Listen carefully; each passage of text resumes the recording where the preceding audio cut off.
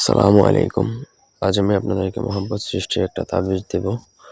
মধুর মিলন বা মধুর সম্পর্ক সৃষ্টি হবে যেটার ফলাফলে এটা স্বামী-স্ত্রীর উপর বিশেষত প্রয়োগ করা হয়।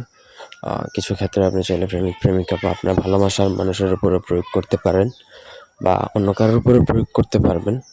এটা মূলত স্বামী-স্ত্রীর জন্যই করা হয়। যাই হোক, পুরো ভিডিওটা না টেনে শেষ পর্যন্ত দেখুন।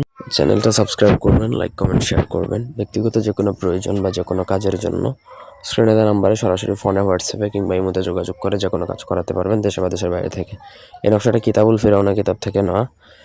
তন্ত্রমন্ত্র বা জাদুটনা জগতের কুখ্যাত বইগুলোর একটা কিন্তু হচ্ছে কিতাবুল ফিরাউনা। সুতরাং এই বইয়ের বিদ্যা যদি কাজ সঠিকভাবে করেন, এই কাজ ঠেকানোর মতন ক্ষমতা কারো নাই, একমাত্র আল্লাহ ছাড়া। সো আপনি কাজ করতে পারেন, কাজ করলেই কাজ হবে, এতটুকু নিশ্চিত থাকেন, তবে সঠিক নিয়মে।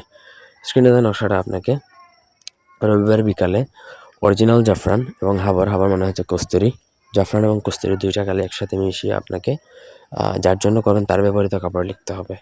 আপনি যার জন্যই করেন, যেই ব্যক্তির জন্য এটা করেন না কেন, তার ব্যবহৃত কাপড়ে জাফরান এবং মেশকো জাফরান এবং কস্তুরি কালি মিশিয়ে লিখতে হবে। লিখার পর নিচে তার নাম লেখার কোনো প্রয়োজন নেই, কারণ তার ব্যবহৃত কাপড়ে লেখা হচ্ছে। আর নাম লিখতে চাইলে লিখতে পারেন, অসুবিধা নেই।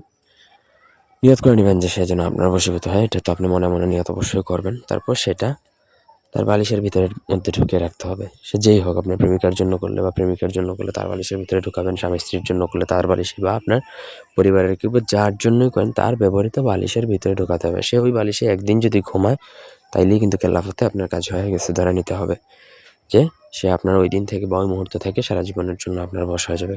অত্যন্ত মধুর মিলন বা মধুর সম্পর্ক সৃষ্টি হবে এই বশীকরণের ফলে। ট্রাই করে দেখতে পারেন।